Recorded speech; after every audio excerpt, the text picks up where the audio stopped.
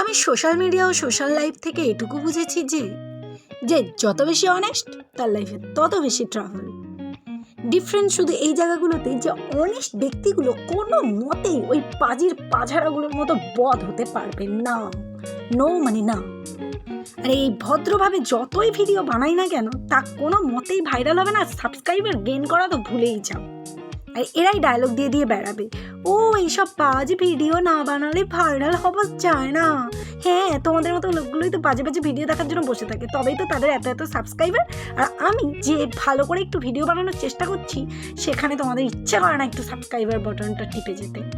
ফালতুগুলো কোথায়। তাই যাই হোক, আমরা সকলেই কম বেশি সমাজটাকে চিনি, যা মোটেও চিনি বা গুড়ের মতো মিষ্টি না। তাই এই গরমে শান্তি খুঁজতে এই আইসক্রিম আর ড্রাই ফ্রুটই যথেষ্ট, তোমাদের লাগবে না। এই স্বার্থে দুনিয়ায় আমাকে ভালোবাসার মতো কিছু অকৃত্রিম নিঃস্বার্থ ব্যক্তিকে সাথে পাইয়া আমি তো বেশ মনে করি নিজেকে। তারই একটি ঝলক হচ্ছে আমার প্রাপ্ত এই গিফটগুলি, যা আমাকে মারুফা পাঠিয়েছে ঈদের উপহার হিসেবে। আর তারই সাথে উপরি পাওনা হিসেবে ছিল দিদির তৈরি নিজের হাতের গরম গরম চিংড়ি কষা, চিংড়ি, পটল চিংড়ি, সর্ষে ইলিশ, বেগুন ইলিশ, বাঙাল ঘটি মিলেমিশে একেবারে একাকার। লোভ আত্মসম্বরণ করাটা যে কতখানি কঠিন সেটা আমাকে দেখেই বুঝতে পারবে, ঠিক আছে? একটা প্যাকেট যেটা সকালে আসে সেটা রাত্রিবেলার মধ্যে ফিনিশ করতে কিভাবে হয়, ট্রেনিং যদি লাগে নিয়ে যাও, কোনো অসুবিধা নেই, নো ফিসে করে দেবো।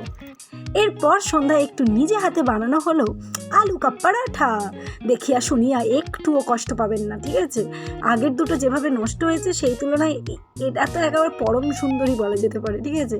আর টেস্টটাও মোটামুটি একেবারে অখাদ্য ছিল না, সাথে ছিল একটু আমলকির আচার।